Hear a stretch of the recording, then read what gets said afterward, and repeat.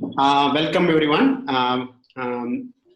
This is the second part. I assume that you have attended the first part, and so anyway, I just recollect some of the things we covered, and even if you have missed the first one, you should be able to catch the rest of the things. And this is again the talk is given through the Communication Society Bangalore chapter, and our aim is to have more interaction with the education institutes and the industry. And yeah, just if you are not IEEE member, it's a good time to become one. Even the Communication Society, because now it's going to be the half yearly charge. So yeah, it will be a good idea to join the IEEE, because um, owing to the COVID situation, there's a lot of virtual conferences going on, and you should be able to attend all of them from the comfort and the safety of home. And this is one among them. And I encourage you to become the Communication Society member, because a lot of events become free for you. In fact, there is an even half a day virtual workshop on this Saturday on Wi-Fi 6 and beyond, and it is free for the Communication Society members and for the IEEE members. Sorry, for the IEEE members, it is at a discount price. Okay, so without much ado, let us go into the talk. And this is going to be my outline. So we'll just recollect whatever we discussed on the MIMO channel, and what are the MIMO coding techniques that what we looked at, and what are the challenges. And next, we will briefly detour on looking at what beamforming means and how it is relevant for the MIMO communication system, especially in the 5G. And we look at a hybrid beamformer architecture and how that enables the 5G system as such, especially in the millimeter wave band. The beam management features of the 5G, I just touch upon, so that you appreciate how the whatever theory that we have studied here, that we are applying that on the 5G technology. And I'll conclude the talk with the challenges faced in the implementation. Okay, and some acknowledgements. I want to thank Dr. Srikanth for letting me to reuse some of his slides. And I also thank the ComSoc Executive Committee for encouraging such interactions with the educational institutes.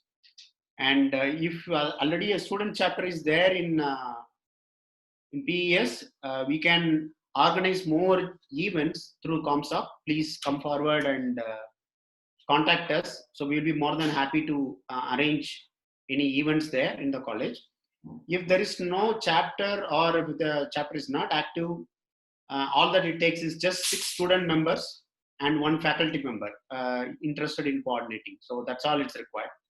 So yeah, I again iterate to encourage you to join the Communication Society and IEEE. So with the quote from the Sir Isaac Newton, that I have seen further than others because I'm standing on the shoulders of the giants. So so do we all. We have already learned quite a bit on the communication systems, and so we'll look at the MIMO communication theory with the knowledge that what you have gained. Okay, so let us take a simple one antenna transmitter receiver wireless communication system. Say, let's say this is the transmitter. Let's say this is M0, and there's a transmitter on one side of the road and the receiver on the other side of the road. Or there could be maybe a human also standing here, okay, with a cell phone in his hand. So he can be, say, talking to either one of them or listening to both of them, let's say, doesn't matter.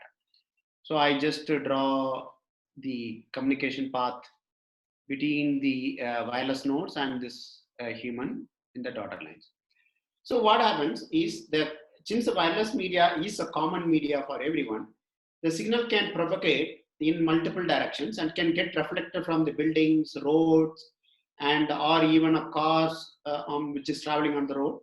So in effect, the signal received at the receiver is a multiple copies, multiple replicas, but they are with a time delay difference and amplitude difference. In fact, amplitude and phase also can be different depending on the time of travel, right?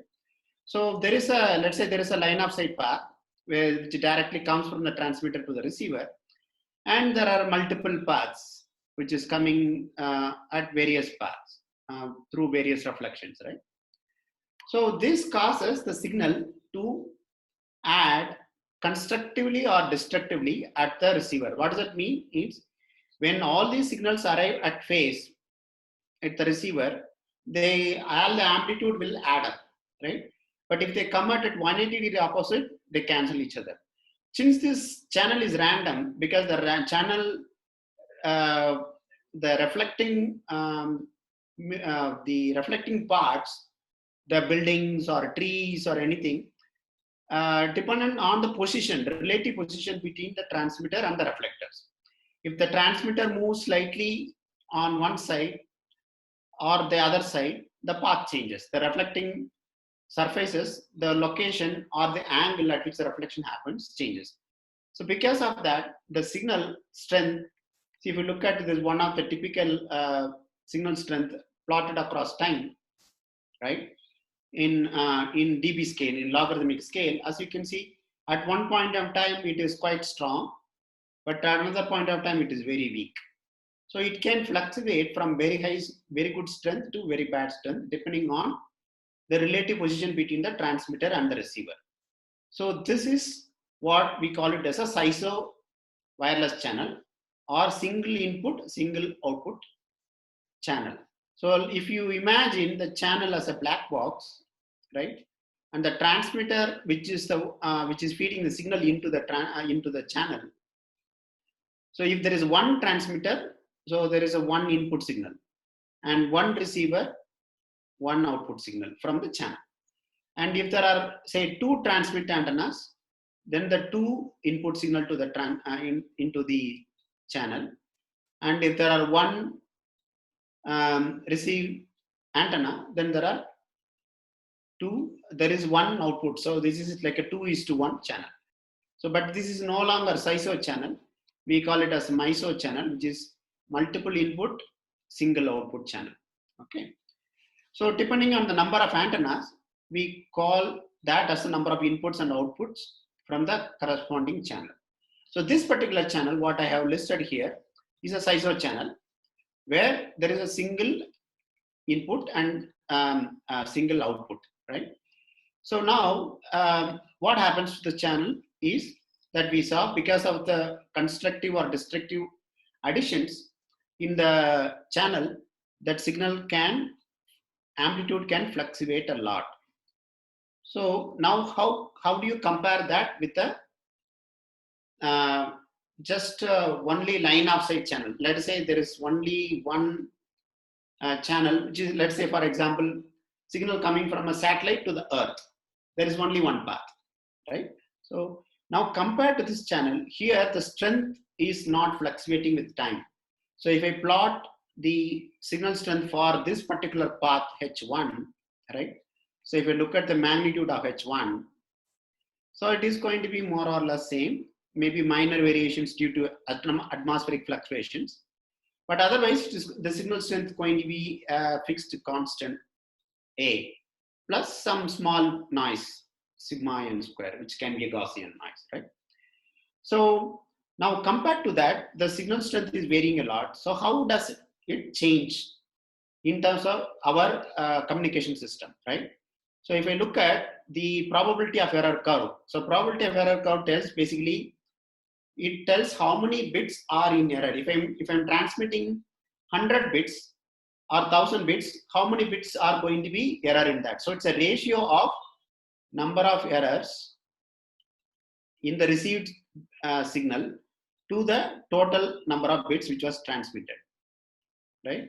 So this ratio is the probability of error. So if I take particular line, say this is 10 power minus 2, that means every 100 bits, 1 bit is in error.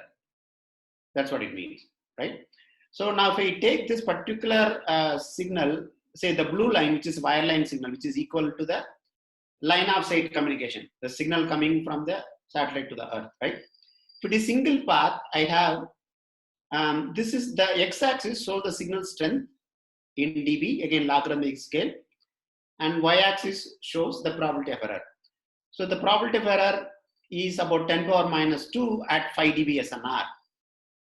Okay, but if I take the same thing on a wireless channel, which is this orange line, as you can see, we need about 20-25 dB extra transmit power or extra signal strength to reach the same probability of error value. Why is that? It is because of the random fluctuations of the signal which is coming. Now, on average, the signal which is received by the wireless channel is very weak. So that's why you are having very high probability of error.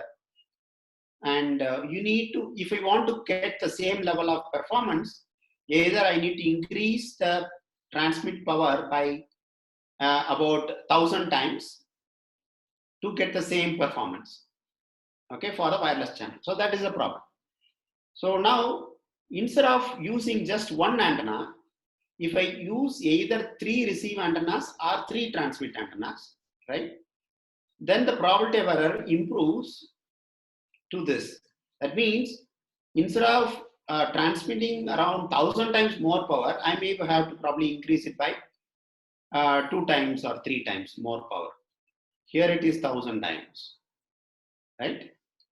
So from 1,000 times extra power required, we are able to reduce it to 2 times or 3 times just by increasing number of antennas. Why is that is happening?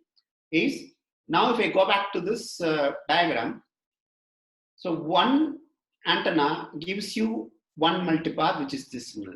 Suppose if I have another antenna that is going to have another different type of reflections coming from different reflectors, right? That is a totally independent path. So since these two multipath channels are totally independent, you are going to have independent feeding nature. The channel is random, but they are independent of each other. That means when one channel is weak, other can be stronger. Okay. So the idea is that not all the channels will fade at the same time. What is fading? Fading is when the signal is very weak. Okay. So if you look at the curve, for the 3 channels, not all the 3 fade at the same time. So if I pick the maximum among all the 3, if I only pick the strong signal among the 3, if I draw, the magnitude is going to be something like this, right? So I'm going to have magnitude something like this. So it is varying, but it is not as bad as what it was earlier. So we are able to maintain the signal at a decent level if I pick the strongest of the 3. So that's why the probability of error improves dramatically. Okay. Or in other words, I need to transmit at a lower transmit power. So this is what we call it as diversity. What is diversity? Diversity is basically nothing but how many independent wireless paths that you are providing between the transmitter and the receiver. Okay. So now looking at formally, mathematically, how do we define diversity? So diversity is intuitively is number of independent wireless channel that we have. Okay. So it can be more transmit antennas, more receive antennas, or both. Suppose if I have M transmit antennas and N receive antennas, okay, I'm going to have M times N. So Mn independent wireless channels between the transmitter and receiver. So that means my performance will improve a great amount. So this is an intuitive argument. Let's see how mathematically we represent the same, right? So now, so if I represent the probability of error curve as a function of SNR, this is how it is going to look like. We can show that theoretically. In fact, you would have studied in the wireless communication course for the relay feeding channel. Okay, relay feeding channel is nothing but a channel in which the channel coefficients are Gaussian, complex Gaussian in nature, right? For a relay feeding channel, the at least for the SISO case, the probability of error is proportional to 1 by 1 plus SNR. Okay, this is what you would have got. And this is now when the SNR is high, we can ignore this one factor, and then I can write it as SNR power minus 1. That's exactly what the expression here it is showing. SNR power minus rho, where rho is the diversity order. Okay. So diversity order tells the speed or the slope at which the probability of error curve falls. So this is slope 1 curve. Okay. And this is slope 3 curve. And this one, the AWGN channel or wireline channel is slope infinity. Okay. So basically the diversity is telling us how fast the probability of error curve dies in the curve, log curve of SNR versus probability of error in log plot. Okay, this is a log plot. So that's why you are able to measure the slope directly. The slope here directly measures the diversity. However, this definition of diversity is at the limit SNR going to infinity. That means if I go to the rightmost end of this curve, you go to sufficiently large power, the slope will stabilize to be a flat curve, not horizontally flat, which is going to be a particular slope which is not changing. Okay, so at infinite SNR, this curve is going to be in. But if we look at this one wireline curve, it will be a straight curve down. That's why it is infinity. What we call it as waterfall curve in the literature, right? So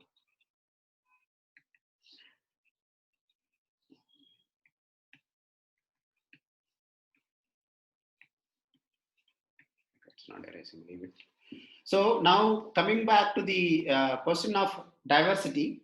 So the probability of error curve is going to tell you the diversity order. And now what else we can do? So diversity order, we said it is improving the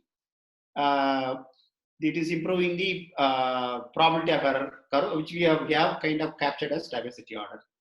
In other words, the another terminology you would have seen is fade margin, which tells you how much extra power that you have to transmit from the transmitter compared to the AWGN channel or wireline channel or the satellite channel, what I mentioned, right? Line of sight communication channel.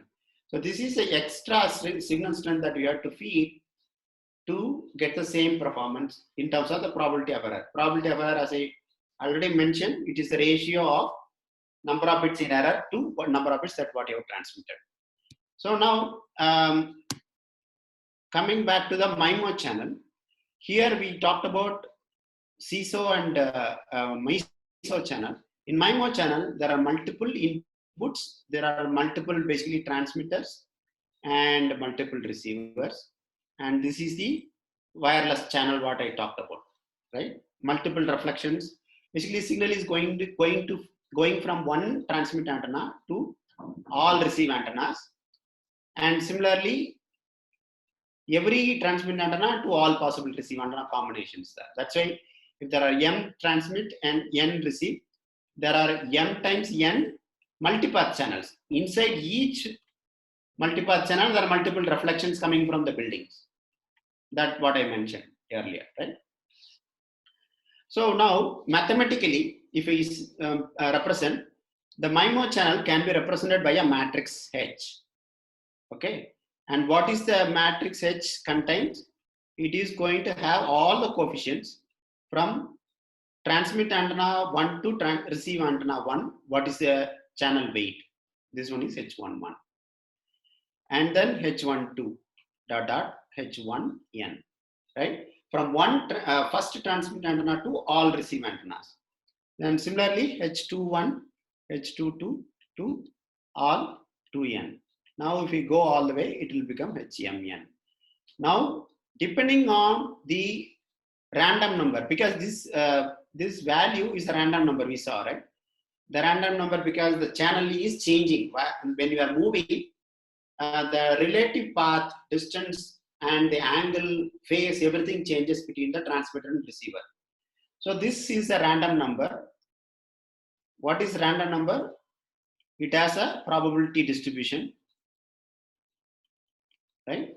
So now depending on the assumption of this probability distribution, you are going to call it as a different channels, right?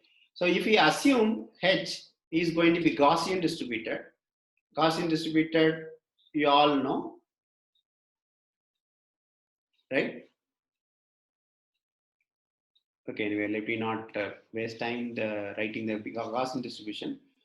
So if it is Gaussian distributed, it is going to be a Rayleigh fading channel or fast fading channel. So that is one of the popularly studied channels. So let us, for mathematically, H is a matrix whose elements are coming from a random distribution and which denotes the gain between ith transmit antenna and jth receive antenna. Okay. So that means we are having a redundant path, multipath, for the between the transmitter and receiver for the signal to travel. So now depending on the richness of the channel, what is richness of the channel? How many reflectors are there between the transmitter and receiver? If there are lot of reflections, okay, then it closely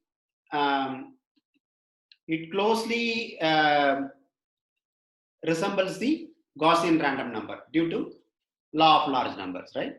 And the richness gives a very good rank for this matrix. What is rank? Rank is nothing but number of non-zero eigenvalues of the matrix, which also tells how many columns or rows are independent. Okay, that is also another definition for rank. So depending on the richness, we are going to have different properties for the H matrix. If there is also a line of sight component, so we are going to add another line of sight component alpha to all of them everywhere. Okay.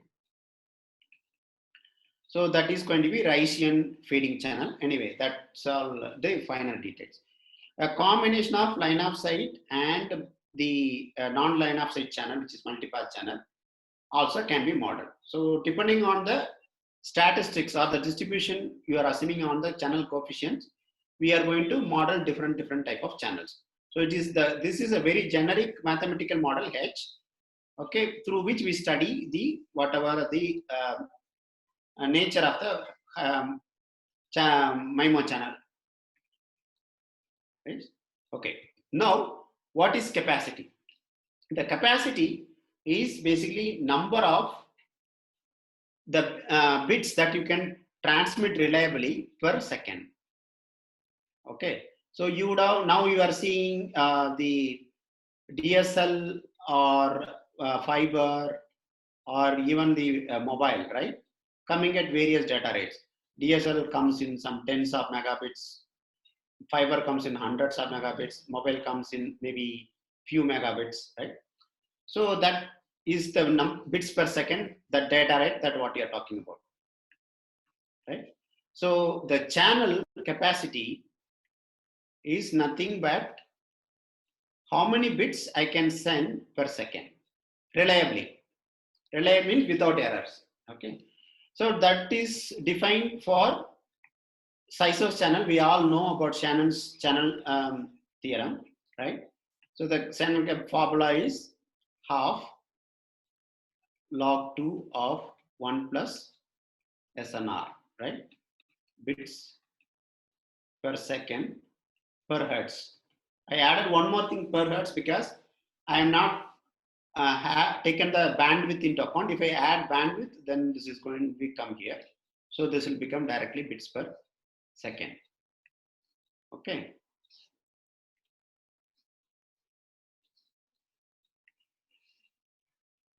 So that's what the capacity is. Now we know this capacity for SISO case or AWGN case, right? For the sorry, this is for AWGN. AWGN is basically wireline channel, and for SISO we know that it is 1 by 1 plus SNR. Now, what is this MIMO channels capacity?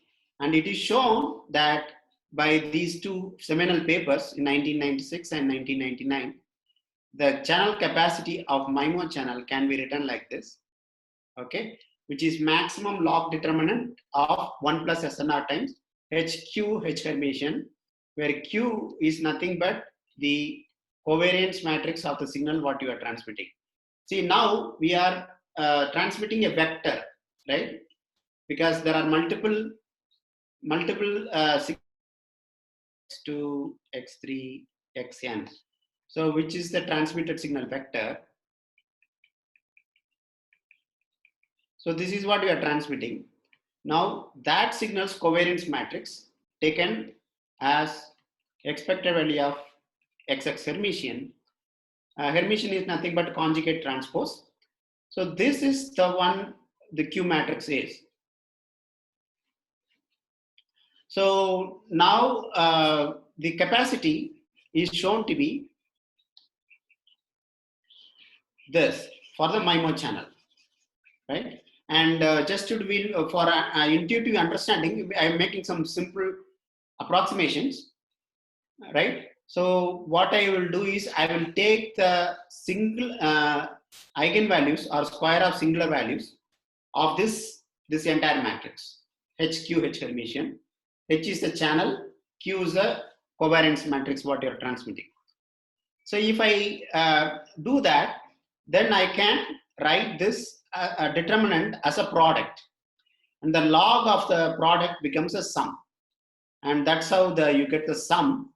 And as you notice, depending on the rank of this matrix, I'm going to have this summation limited to minimum of NR times NR comma NT, where NR NT is the transmit and receive chain antennas, number of antennas at the transmitter and receiver, right? So the rank of H is going to be min of NRNT, right? So that is what determining the non-zero singular values or non-zero eigenvalues, and that's how this summation gets limited to that. Okay, so when I make that approximation, we can see that this can be upper bounded as the minimum of NRNT times log of 1 plus SNR times the maximum singular value, right? That means the capacity of the MIMO channel is same as, or it's a linear scaled version of the SISO channel capacity, right? So that's how we are getting this performance improvement in the MIMO channel. When I increase the number of transmit and receive antenna, my capacity increases. So this one again measurement wise, bits per second per hertz. So the bandwidth is anyway already available as a parameter for us to play with. Now apart from that dimension, now we got one more extra dimension, which is coming from the spatial signaling, that is the multipath signaling, right? So this is how the channel gives us the improvement. And now let's looking at how a typical MIMO communication system looks like. We have the transmitter precoder, which you will see what it is. Basically, you take the user data it could be your voice or video. It's all converted to bits. The bits are converted into symbols, and those symbols are converted into spatial symbols. Okay, they are converted into spatial symbols.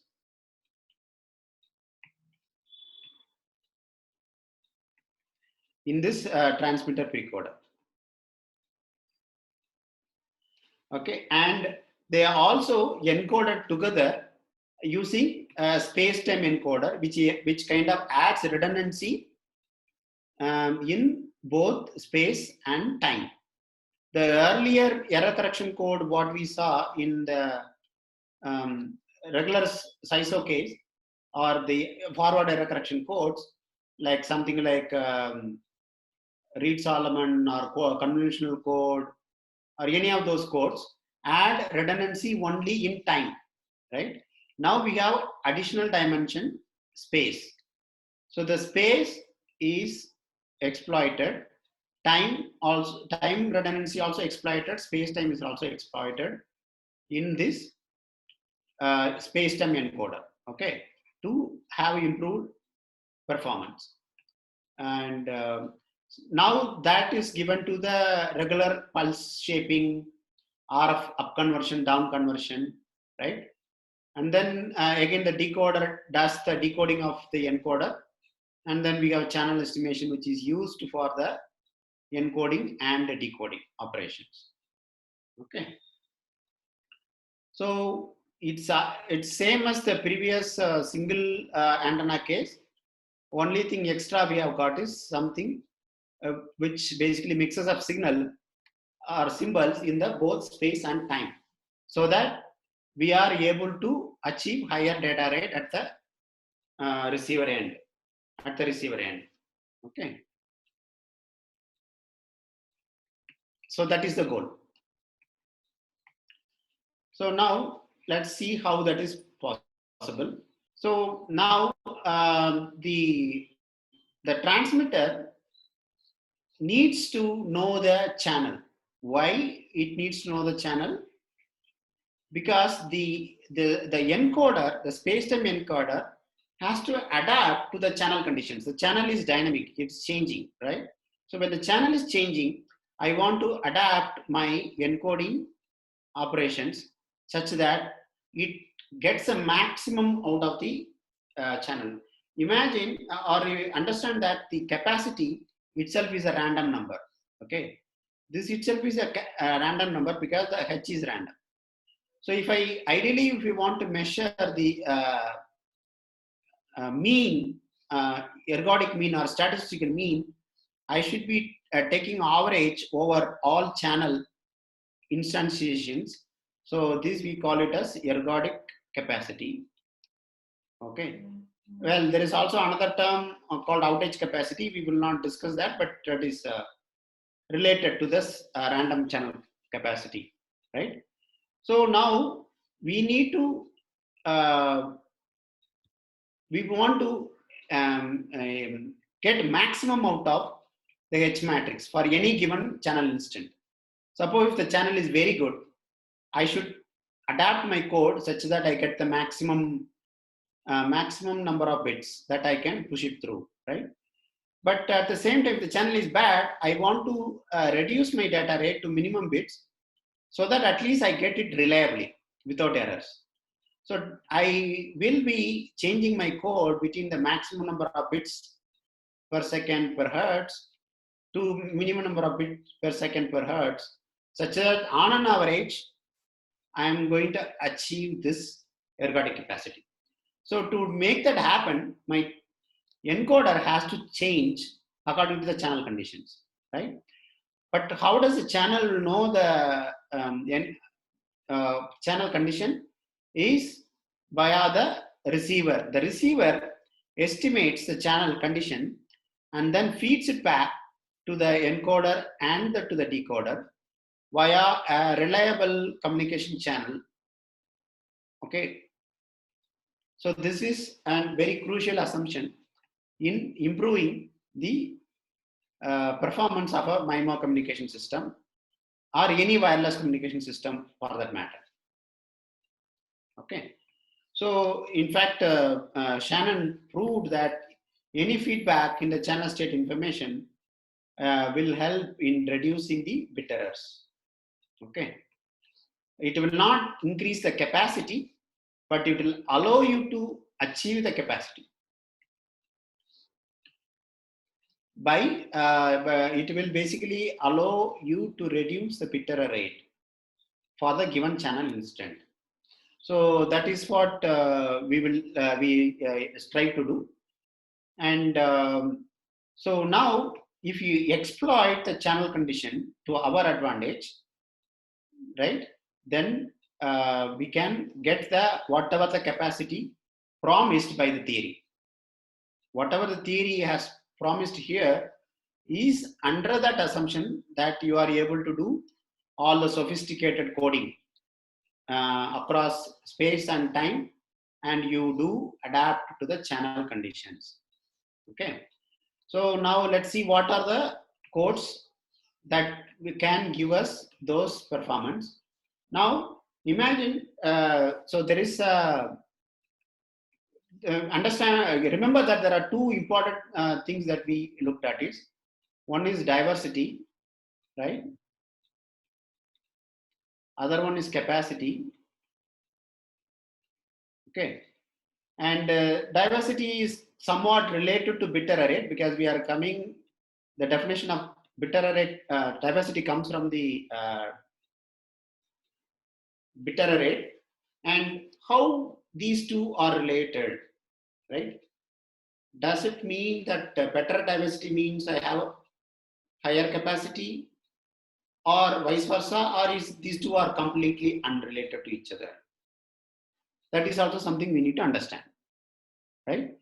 We saw diversity, we saw capacity, and we also saw the capacity formula and the requirement of feeding the channel back.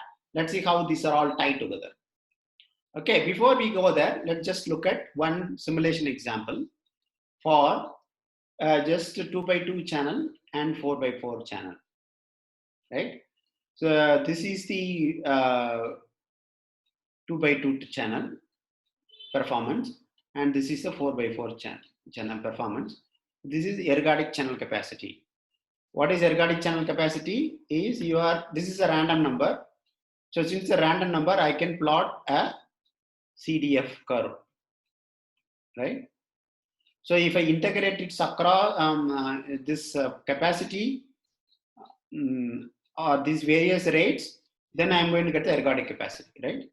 So now if I'm looking at the CDF for these two cases, as you can see, for the same SNR of 10 dB, okay, for the same SNR of 10 dB, just having more number of antennas is pushing my random number towards the right. So the mean itself has shifted from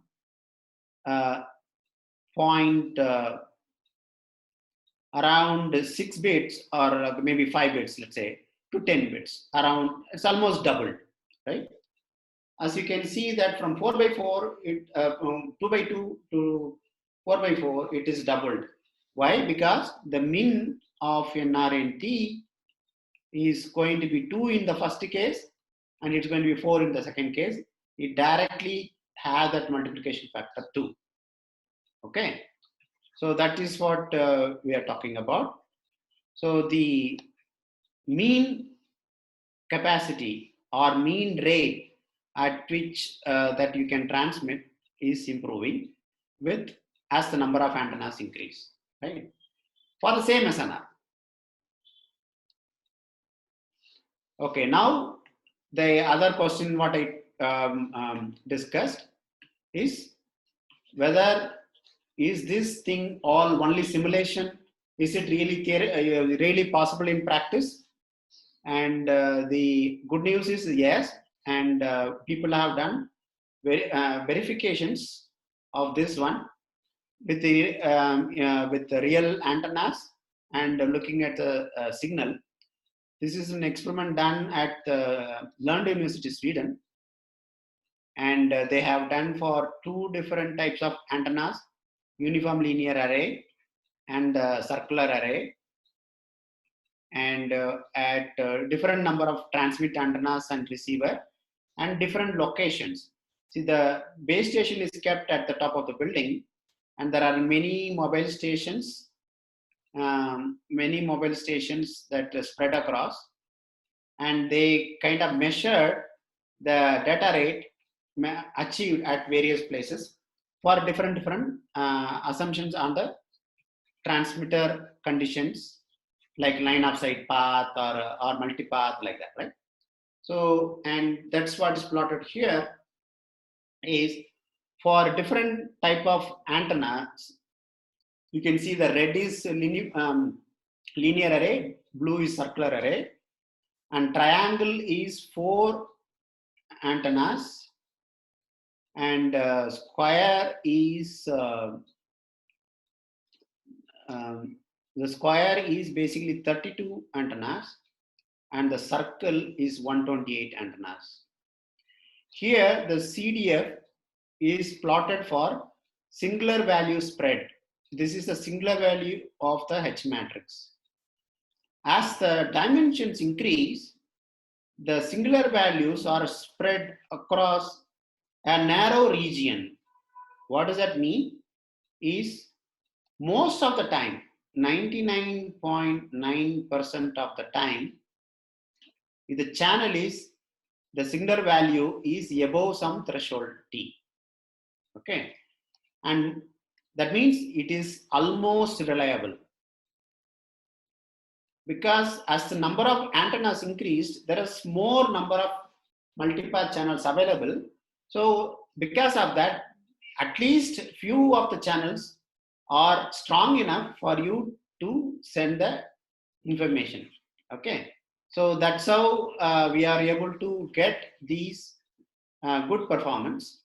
And the take home message is this: singular values get concentrated in a narrow region. That means most of the time the channel is reliable, and this happens independent of the type of antennas, and it is also happening in both line of sight channels as well as non-line of sight channels, and it is also happening for IID as well as non-IID channels. Okay, so for a variety of channels, this indeed seems to be true, and that is what now we are going to look at. And this I already covered. So to summarize, we saw that the MIMO channel can be used for providing diversity. We saw m times n diversity is possible, and that we also saw that the diversity provides good bit error rate or resilient to noise and channel effects. And now the next important thing that we have to see is it allows, and very important thing, a trade-off between maximum data rate that you can transmit, which is nothing but capacity, okay, and the robustness, which is nothing but bit error rate or diversity. So the MIMO channel provides option for you to send the signal reliably or highest possible rate. Okay, so now as engineers, we want both. So how do we we want to check whether it is something feasible, right? Because if we get both, then that is nothing like it, right? And that is unfortunately the answer is no, we cannot do. And we'll see what is that stops us from getting both, right? So the answer is that there is a trade-off, and the trade-off is provided by this famous curve by Zheng and Say in University of Berkeley, that the spatial gain or multiplexing gain is nothing but the data rate, and diversity gain is nothing but bit error rate curve slope, right? So when I'm getting the best diversity, okay, which is M and diversity, I cannot increase my data rate with SNR. That means as SNR goes,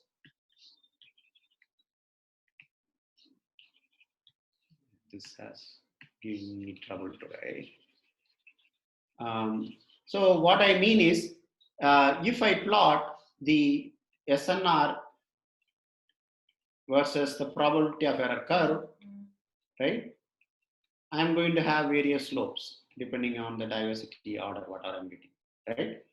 Now, when I'm increasing SNR, I can also increase my constellation size, right? Constellation size I can increase. That means if I have good signal, I can transmit in 64 QAM, good signal strength. Otherwise, I can go to PPSK, right? When I have high SNR, so if I plot the rate versus SNR curve, it can go like this, right? As you see, the rate can go exponentially or actually logarithmically, not exponentially, logarithmically, because it is inside the term log to 1 plus SNR, right? So logarithmically, it can increase the number of bits that what I'm transmitting can increase logarithmically with the SNR, but the probability of error curve goes down linearly by this slope SNR power minus rho. Now, if I do both, can I get, the answer is no. That's what we are trying to show here. If I am increasing the data rate with SNR, that is my spatial multiplexing gain. Because as you see here, it is defined as R by log of SNR, right? So I cannot have both. So if I increase my rate, or if I keep my rate fixed with respect to SNR, constellation size with respect to SNR, that is this operating point, which is zero diversity order. Zero diversity order means my constellation size is fixed. Whatever be the constellation size, BPSK, 16 QAM, 64 QAM, whatever be the case, this is fixed. And when I am keeping that fixed and I'm using the all the MN multipath channels, then I can get this diversity order. That is, my probability of error curve will go down as SNR power minus rho, right? It will go down with this, with the log of SNR curve. But when I increase this with SNR at the maximum possible order, that is this operating point where I have the highest rate but lowest diversity order. So lowest diversity order means it will behave like a SISO case as 1 by SNR. This is what happens. So you have option to choose on these operating points, and these are the only operating points available for you. And so that is the nice result proven by Zheng and Say, and that tells you that you cannot have both, but you can trade off one with the other. That is what these operating points represent, right? Now, for every operating point, there is a different MIMO code available. So the MIMO transmitter or the encoder has to dynamically adjust to not only for the channel, but also for the operating point rho comma m. Okay. So in this notation, D is given. So this is rho, and m is the multiplexing gain, right? So now the MIMO encoder has to do this operation in order to have the best result what is possible. So it has to adapt as per the channel condition and as well as the operating point that one wish to do. But how do we want to choose the operating point, right? So how do we do that? Is if I am a mobile station close to the if I'm a mobile station, I'm close to the base station, my SNR is very good. So when my SNR is very good, I'll operate at this point. Okay. And when I'm very far away from the base station, my SNR is poor, I want good reliability. So I operate at the cell edge, I'll switch the mode to this. And in fact, today, all your mobiles, in the LTE mobiles, do this. They do the switching dynamically according to the channel conditions. Okay. So that is what given by this diversity trade-off. And this is the curve that we saw. Sorry, this is the curve we saw in the previous graph. There is also another diversity, another trade-off called rate diversity, where you can trade off the diversity order with the constellation size. That is another one. And there is also a three-way diversity rate, diversity multiplexing trade-off. So that's also theoretically it is proven. And these operating points are available, and you should be able to design codes for these. And that is what the MIMO coding methods provide. We have the spatial coding for diversity, popularly known as space-time block codes or space frequency block codes. Okay. And the spatial multiplexing, otherwise known as a layered architecture, bell layer architecture, right? Or BLAST is the abbreviation. Bell layered architecture for space-time codes. Or is also other way, another name is called beamforming, or another name is called spatial multiplexing. Yeah, which is already given here, right? So basically we have design codes which achieves either diversity or okay, either diversity or the coding rate. So actually I'm going very slow. Let me speed it up. Sanjeev, how long is the time window I have? Maybe another 15 to 20 minutes. Oh, that's okay. Okay, maybe half an hour max. Is that okay? Okay, yeah, I'll try to do it fast now. Okay. So the basics we have now gone through it slowly. So now let's go a bit faster on the various coding techniques that one uses. So this is the general pre-coding mathematical formula. So this is the channel output, that what you are receiving at the receiver. This is the channel, this is the pre-coding matrix, and this is the user data, and this is the channel noise, receiver noise, right? So this is a generic formulation that we use across in all the MIMO codes, and let's see how we can do few examples of what we can do, right? So first I take it as a single user spatial beamforming, where there is only one user between the there is one user using the multiple transmit receive antenna. In this case, the pre-coding matrix here is going to be selected as the right singular vectors of the channel matrix H. So depending on how many columns you choose, that many spatial layers that you are using, which is we saw that capacity as min of NR, NT, right? So this is the maximum number of layers that you can use, right? So, but you can always use something which is smaller.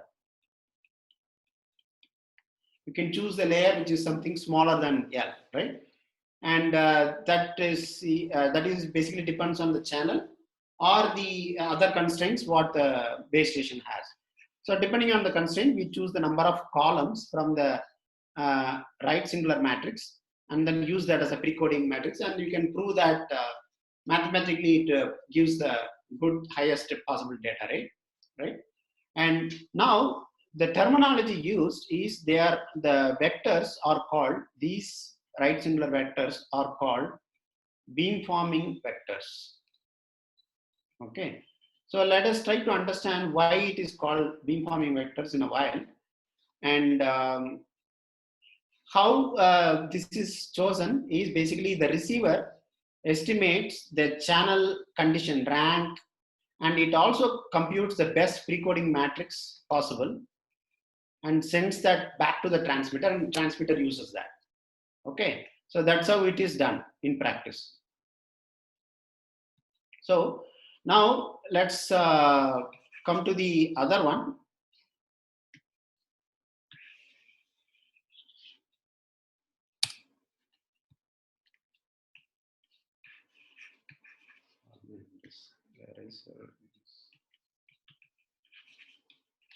Not very reliable today.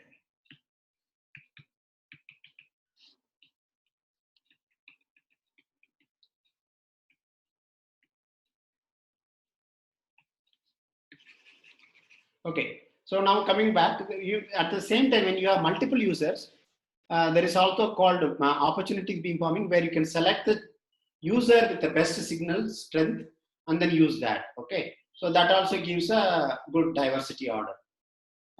Now, if multiple users are present, you want to simultaneously transmit signal to multiple users. For example, I have a base station with 12 antennas, and then I have multiple users with 2 antennas each, right?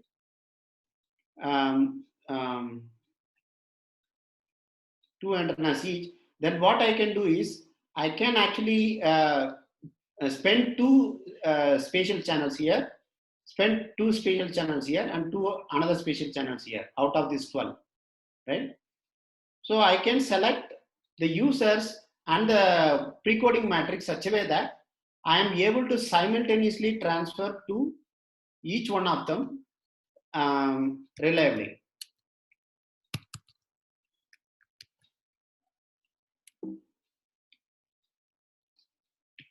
Okay, so that is what this coding does, and I'm skipping this mathematical formulation. Just only one highlight I want to show that is the precoding matrix you choose for one user is chosen such a way that it falls on the null space of the all other channels. Okay, so that the mutual interference is less. So that is the only catch here, and but computationally it is a very complex optimization step. Okay, so let's move on. So now, why this is called beamforming and how it is related to the beamforming that we already know. So beamforming traditionally used in the radar and other array processing literature, where you try to focus the signal or try to receive signal coming from particular direction. For example, if this is an uniform linear array, and if I am do nothing, just add all the signals from the all the antennas, I'm going to get a beam something like this, right, with some side lobes here and there. That means I'm focusing, or I'm able to receive signal only coming from this particular angular sector.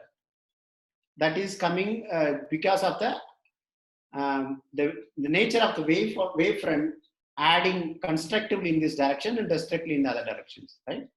So that's why the name beamforming came. We are trying to steer the beam in the particular direction in which we want to receive, right? So this is now how this beamforming terminology is used here in the MIMO case, because one thing common here is that you can see is there are some weights being applied to the signal before they are added together to get the received signal x of t. So similarly, the concept of precoding matrix here, right, kind of does that processing indirectly. It kind of mixes up these signals and then gives to edge. And then we also do some post-processing QI, where we again do some linear combination of signals, which is similar to the operation that we are doing here. When we are transmitting, we apply some phase shifts here, right?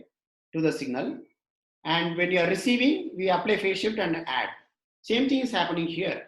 In the case of transmitter, I use P as the matrix which does the mixing of signal.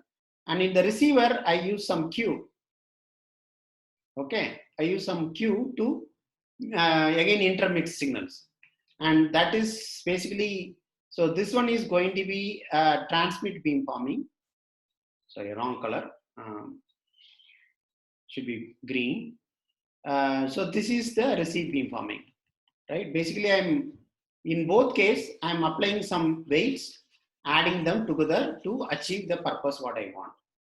So that is how that's why that beamforming terminology came. However, here the weights are related to the array architecture or array structure. For uniform linear array, this is what you are getting, right? For some other array, you are going to something else. But here, these matrices are more or less like derived from a random matrix H, right? The P is coming from the right singular vector, and the Q is coming from the left singular vector. Okay, so they are random quantities. So if I am going to multiply with these random quantities, what I am going to get here, right? So that is something very interesting. Let's look at a case. This is for the uniform linear array. This is how the pattern looks like, the array pattern looks like. Now, depending on the weights, I'm going to receive different type of beam patterns. Let's look at a few examples here, right? So this is the one what we saw earlier, the uniform linear weights, A of theta, that what I wrote here.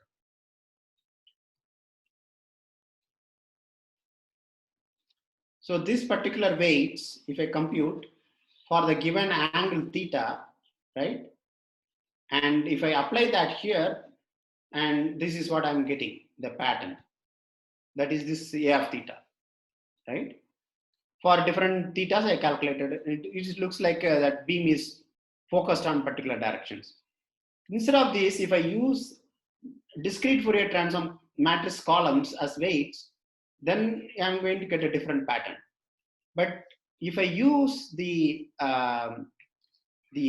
singular vectors, like we saw the random singular vectors, I'm going to see this kind of random pattern, right? It has no structure, anything, no direction, no shape, nothing, right? So that is the weird part, right? Even though we are applying the random patterns, we still call this as beams. So just the concept of beam is only notional. So when I am transmitting signal from a transmitter, it doesn't mean that it is going at particular angle theta. It is going in random directions, in random pattern. But what important is this, if I choose this A theta, even though they are random, if I choose all the columns of the, if I choose all the columns of the singular matrix, right? They actually cover the entire angle, all the directions. So here also they cover the angle directions I want. Here also they are covered all the directions I want. Here also I'm covering it. Only thing is that there is no regular pattern. Okay. So the beam concept is only for understanding notion. But when I talk about beam in the concept, in the case of MIMO, don't think that I am focusing beam on particular direction. So those are the caveats that one need to be aware. So the notion of direction and beam shape is valid only in the line of sight channels, not in multipath channel. Multipath channel, the array pattern is going to be very weird. Okay, it will not be nice looking one what you are expecting.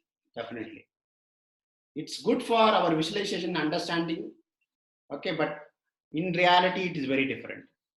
And what is important is the user array vector lies in the range space of the matrix A. What is A matrix?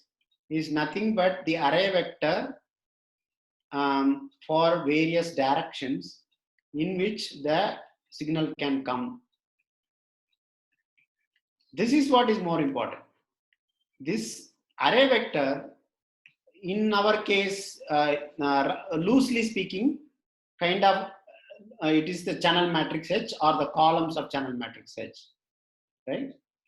If the range space of this H spans all the dimensions, that means if I have 12 antennas, I need to cover all the 12 dimensions. Okay. If I span all the 12 dimensions, that means every user covered by the base station is covered by this H matrix. Okay. So my pre-coding matrix, what I should have a dimension equal to the dimension of the user what I'm addressing. Basically the range space of H. Okay. It will be never exactly same. That's why I'm putting approximately equal. So that is the key part in designing the beamforming matrix P, that all the ranges are covered, so that every user in the wireless media is covered. Okay, so that is the background for MIMO wireless channel and MIMO beamforming, right? So now let us see how these two put together is implemented in 5G. As 5G has three important applications, right? We saw that enhanced mobile broadband corresponds to highest data rate one can offer in a cell. Okay, this is purely the performance related one. Then we have ultra reliable communication. So this is the best diversity, right? And then there is another called massive machine type communication. Here is the maximum number of users, right? So as a standard, if you see, it is pushing in all the boundaries, right? It is pushing to the limits of what the technology can provide in all three different applications, right? So that is what is for each application, what I have to do is just to switch the MIMO code. For this, I use the spatial multiplexing that we saw. And for this, I use the STPC codes or whatever other diversity offering codes. Okay. And for this, what I will use multi-user MIMO, right? So the same MIMO channel or same MIMO transmitter receiver can be adapted to the user, adapted to the channel conditions or the user needs. As per the user needs, we just switch the mode of the particular code used in the base station. Okay, and that is what is important in the MIMO communication. Okay, this is why it's particularly related to 5G. I can do the same thing in 4G also. Why is specifically important for 5G is 5G has one important extension is millimeter wave bands, right? Millimeter wave bands in the 28 gigahertz, okay, and around 40 gigahertz are the two channels. There are some more channels like 60 to 70, 80 is also being planned. So basically, we are going to higher frequencies, and anyway, there is also the usual band which I have not covered is under sub 6 gigahertz. Also, the regular LTE band is also available. Okay, so let us not forget that. So this is the what is they call it as FR1 band, and this is called FR2 band. So the FR2 is something new in 5G. Okay, FR1, barring the extensions, is also available in LTE. Okay, so let's now look at why this specific particular band is important for 5G. One thing, the channel bandwidth available in FR2 is far greater. Here I can go easily from 100 megahertz to 400 megahertz channel bandwidth available. Here probably it goes from 5 to 20 megahertz, right? Purely from spectral availability basis, this definitely FR2 is more attractive because I can accommodate more users, or I can send a high data rate, or I can also send more reliable data through the reliable connection, right? So that flexibility is available for me in FR2, right? Now, what is the problem, right? The problem is that in the FR2 band, 28 gigahertz, or let me take an example, say 2.4 gigahertz in FR1 and 24 gigahertz in FR2. I'm just picking a number so that, or if you want to make it 2.8, let's make it 2.8 in both. 2.8 and 24, right? The frequency is double 10x. So because of that, the path loss, right, is inversely proportional to f square, carrier frequency. That means my signal strength has gone down 100 times, 100x down, which is 20 dB loss, extra loss. Compared to FR1, my signal has become weaker by 20 dB. Okay, the signal is weaker, so what? Let me increase the transmit power. So my problem is solved. Can you increase the transmit power? Not so easy. First of all, increasing transmit power by 100x is practically not possible. Okay, it is not at all practical. So just to give you an example, if I am transmitting 5 watt power today, I have to increase it to 500 watts in the base station, which is impossible. Okay, so now that is the problem. When there is no transmit power available, what I can do, I can increase the number of antennas. That's what we have done for the 5G. That's how this is solved. So we have basically, if, as you see, as the standard improved, the 3GPP standard. So we started with the 8 antennas, 16 antennas. Now we're going to 32 antennas. In fact, 5G FR2, you can even go up to 64 or even 128 antennas. There is a small difference between antennas and antenna ports. Here, what is listed is ports. So let me not go to the details. So which is basically means how many spatial channels or multiplexing we can do. This is 8 channel, 16 channel, 32 channel. But doesn't mean that you are restricted to the number of antennas to be same. Here, my number of antennas is greater than or equal to 8. Here it is a min of NTNR. That's actually the right way to put it, right? So I should be doing min of NTNR greater than 8 here. Here min of NTNR is greater than or equal to 32. So this is the limitation coming from the standards point of view, but the NR NT assets can be a larger. Okay, so if I can choose here NT equal to 12 and NR equal to 8, still I'm still good, right? So I'm able to meet the requirements. So now that is, as the standard progressed, the number of antennas, support for number of antennas and spatial channels is increasing, right? And now for FR2, there is no other option other than increasing number of antennas.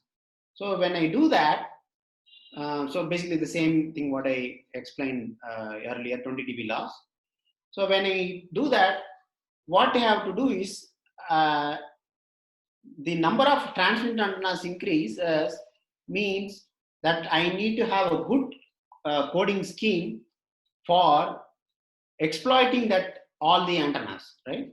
So if I have, say, I can support up to 32 spatial channels, and then I have, say, 128 transmit and say 32 receive, just for example. Now this particular channel matrix H is as dimension 128 by 32. How I am going to measure the channel coefficients, which is so big, and feed it back to the receiver, right? And moreover, the channel is also changing. For the 5G, the higher mobility is allowed. Now you can travel at 120 kilometer per hour or even higher for the 5G. Now, if the channel is changing so fast, how I am going to measure the channel and feed it back to the mobile to the base station? That is going to be a challenge.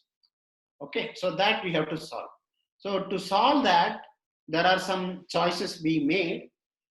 And now let's see how the MIMO choices happen for different use cases.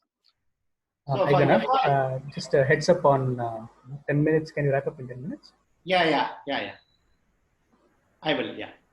So for the FR1, MIMO is a must because I need high data rate. And in FR1, again, for reliability, I need MIMO. For again, FR1, for massive MIMO, I need multiple users, so I need MIMO, right? So in FR1, it's important to get it. But in FR2, it is between life and death. I cannot survive a decent cell coverage without MIMO at all. So for both control and data, I need to have this MIMO codes. So for FR2, without MIMO, it is dead. So only way I am going to get the path loss compensation is through the extra gain I'm getting from the beamforming. Okay. So now if I have to get that kind of high gains, so basically I'm going to say close to 15 dB in the transmitter and 5 dB in the receiver, I have to gain. That many antennas I need to have, right?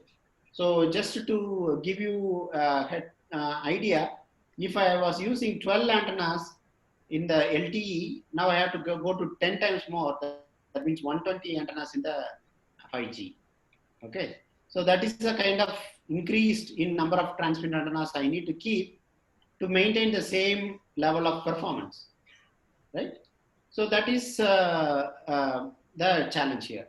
Now, if I have that many number of antennas, there is no way I am going to get the type of channel measurement flexibility.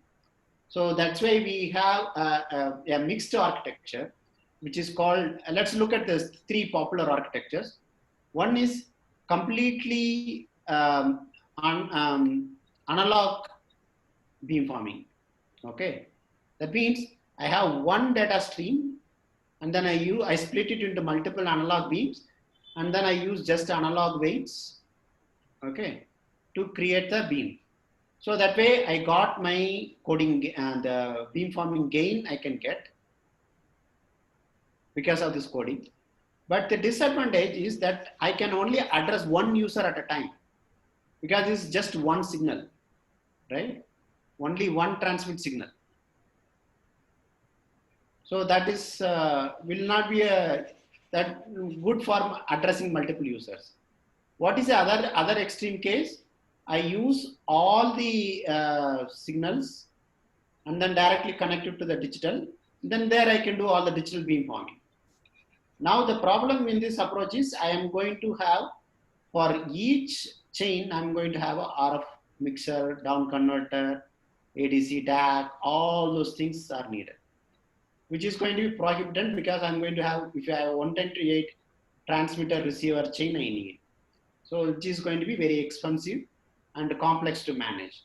So now what you do is something to in between where you can do some in digital and some in analog, right? And that is called hybrid beamforming. And that is the popular architecture that we are using in the 5G case. Now, how we are managing it in the 5G is that initially the base station sends multiple beams. It keeps sweeping the beams, okay, until let's say these are the two base stations and I have the mobile. So if the mobile scans the network and then and see which beam it is able to get. So let's say it has got this base station and this particular beam, it is it has received signal correctly. Now it will indicate to the base station indirectly in the next signal that it has received this beam. So the base station will remember, okay, beam 2 is for this user, UE1. So it will register in its memory that this particular beam is used by this user, and all future communication for that user, it will use that beam. Now how this beam is formed? Remember, this beam is formed by a set of analog weights and digital weights combination. Okay, this combination is what creating the beam. So for each beam, the antenna, the mobile, the base station has the discrete set of weights. Okay, and so is this base station. So for each of these beams, they have this individual set of weights, and those weights are being applied for realizing this hybrid beamforming architecture that we saw. Right? So basically, it remembers the analog weights and also the digital weights for each user. That's what it does. So now, after it achieves this particular beam, after this particular beam, then the mobile, to make the base station know, it sends a random access channel signal on that particular beam. The base station knows what is the good for a user, so it receives in that beam, and then it keeps all communications later in that particular beam only. So that is how the first synchronization is done. And so this is the flow chart. Basically, first SS burst is for the broadcasting information, PBCH, and the UE decides which beam is the best beam, and then it transmits the RACH in that, and then when the base station receives the RACH, it knows, okay, this particular beam is for this particular user. So that's how indirectly it is communicated. And then next, for making the channel estimation to happen, for each beam position where the PBCH was transmitted, for each beam position, there is a unique channel training sequence is transmitted. Okay. So if the user has obtained this particular beam, okay, then it knows where to look for and then receive this particular training sequence. So now once it listens to the training sequence, it can estimate the channel. Okay, it estimates the channel, then uses that for computing the any other weights required for signal transmission. So that is what I'm illustrating here. And the beam selection is used to get the fine beam turning for the amplitude and the phase control. Okay, so that is how it is done. And so now let's say suddenly the beam failed because something happened in between, something blocked the signal. So the base station realizes that, and the UE detects that, and then quickly responds to the base station to select an alternate beam. Okay, for that the mechanisms are available through the beam recovery mechanism, and then there are more details available in the standard, and other papers have listed here. You can go through that for more details. So let's see the challenges. And the challenges are, given the desired direction or beam weights, right, that we want to transmit, how do we split it between the analog and digital beams? It's a challenge. Okay, so that is one. And second thing is, the analog weights have a limited precision in practice. So, and they are also not perfect. So if I say I steer it to 5 degrees phase, it might steer anywhere between 5 plus or minus 2 degrees. Okay, so that imperfection we have to cater to. And that another important problem is that digital weights can be only computed for the effective channel, because you already done one beamforming with the analog weights. So the effective channel, whatever was 128 cross 32, was reduced down to 8 cross 4 or something like that. So this is the effective channel which is available to the digital receiver. So it can only estimate this channel. So that is also a challenge. So now for the effective channel, you need to create the beam weights and then combine that along with analog weights to achieve whatever beam direction we want. So now if there are multiple users, how do we create multiple beams using multiple analog weights? How do we do that? So that is also a challenge. Now, just to conclude, that MIMO technology, even though it's very mature, so that it is available in mainstream products, including the mobiles that you have today, but the massive MIMO technology and the hybrid architecture is still evolving, and there is a lot of unresolved issues. Okay, both theoretically as well as in practice. And the multi-user MIMO is just being applied, and it is appearing in the Wi-Fi 6 and 5G standards. And by the way, the talk I mentioned in the Saturday is up on Wi-Fi 6. So for more details, you can tune to that. Register for that workshop. The mail was already sent for in the IEEE members link. Okay, and the multiple base stations now it can coordinate for talking to multiple mobiles. So this is also happening today, but again very nascent stage. So there's a lot of synchronization issues, and in fact now since there are multiple base stations, um, multiple base stations can talk to one particular user at the cell edge, right, to improve the coverage. Now, what kind of coding schemes that you need to use? Now, given the coding schemes, what type of hybrid beamforming that each one of them going to employ? So all those things are the challenges, and how the channel feedback is going to happen for all the three base stations is also a challenge, right? That is also important. So now, because of this multi-base station coordinated beamforming, the architecture is moving towards cell-free wireless technology, where there is no concept of cell. So the user keeps moving, and then the base station keep adapting the beams towards the user, and that's how the entire area is covered. And Cloud RAN is another important development, where basically all the signals from the various base stations all sent to one particular computation center, and that does all the beamforming computations together and then feeds to the base station to achieve what is possible or what is proven in theory. So that's the end of my talk. Any questions, I'll be glad to answer. Thank you for the talk. We have time for a couple of questions.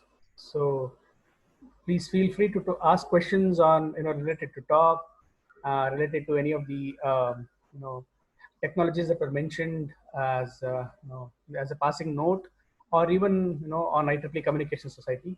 The questions are welcome. You can alternatively post your questions on the chat engine. I can read them out for you.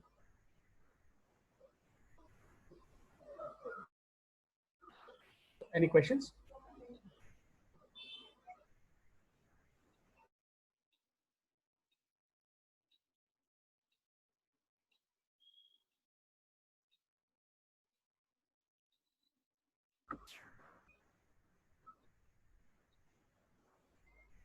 Okay, so there might be some questions related to this. So let me start. I'll ask by starting and asking a very simple question. What are the applications for massive MIMO systems that in the FR2 band that people are now talking about, or what are the applications that that could be interesting for students to work on. Yeah, yeah. So if you just go back to the slide where I showed the typical kind of applications, right?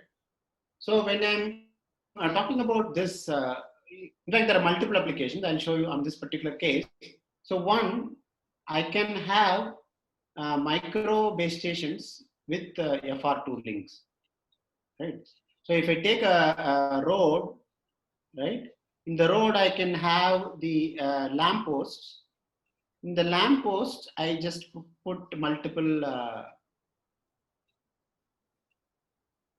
basically across the road, I put multiple FR2 bands, FR2 band micro base stations. When someone driving through, they can download or upload very high speed data through this, right? And so that is one application, or it can be even a static one. For example, in a neighborhood, so I have a lot of houses with fixed wireless access terminals, right? So I can keep the fixed wireless terminals in the various houses just outside the building, and then I have one mini base station, okay, which way kind of talks to them on FR2. This is all distance-wise shorter distances, right? So this is like a curbside unit. And then from the mini base station, I can take it through fiber to the backbone, right? This is another application. And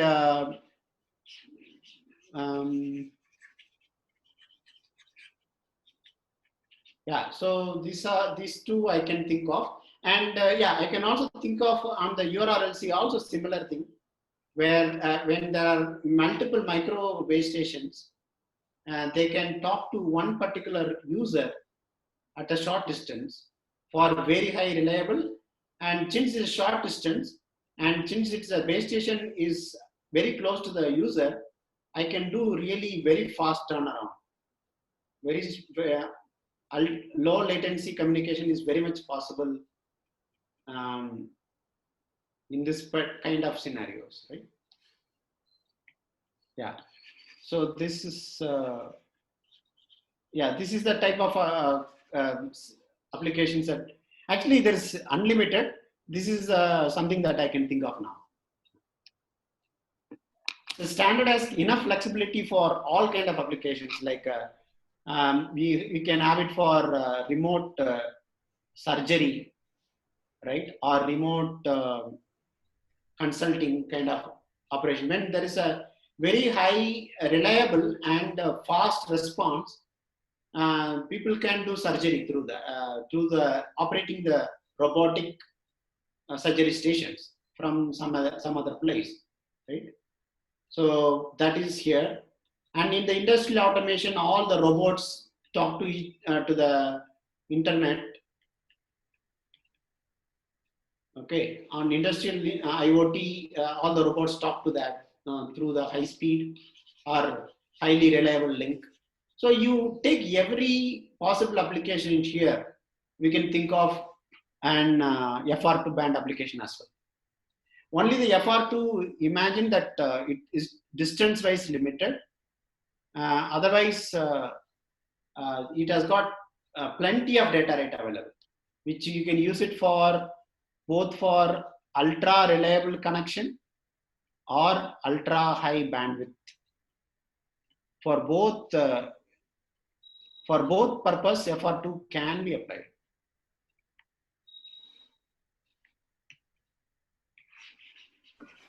Okay, thank you. Any other questions? I see there is one question that has been put on the chat engine. This is a question by Janani. Would MIMO be relevant in applications that require large number of sensors for communication? So, sorry, come again. Would MIMO be relevant in the applications that require a large number of sensors for communication? I'm interpreting the question the way that if there are a lot of sensors in house, and if I combine all this information together, I can treat them as a virtual MIMO transmitter. Basically, let us say I have one transmitter at each sensor, and there are 10 sensors. So if I collaborate among those 10 sensors and transmit, they can transmit as a 10 transmit antenna MIMO transmitter. Yeah, So just to add on to your answer, there is also the coordinated multi-point that you talked about, right? So yes, that is done at base station level. Similar thing can happen at probably the sensor level, right? correct. So instead of sensors independently sending the information to the base station, if they collaborate and send all the information together in a proper coding with a proper MIMO coding, and then they can achieve better throughput as well as better data rate. I'm assuming this is what she is asking. Yeah, if not, please feel free to type your question again. Yes, absolutely. Okay, fine. That's what she wanted. So she says she acknowledges it. Any other question? Yeah, any question regarding the IEEE or Communication Society student chapter?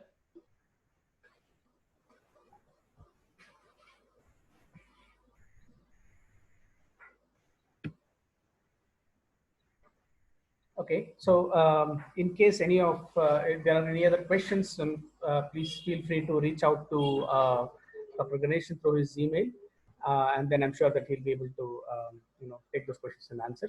Yeah, sure. Yeah. I can Yeah. answer the question as well. Yeah. Yeah. So thank you everyone for joining in. Thanks again to Dr. Ganeshan for taking his time off and then giving us a good material on MIMO communications, which is very, very relevant in today's digital era. Especially Wi-Fi 6 and 5G and a lot of connections and differences. These two, and that the talk on Saturday is also going to be interesting. So I'll see if I can forward that email to student groups so that anybody is interested, can register and then attend that workshop. Okay, so that's about it. Thank you for your time, and then I'll see you again in the next talk. And thanks, Gana, for your time. Yeah. Thanks, everyone.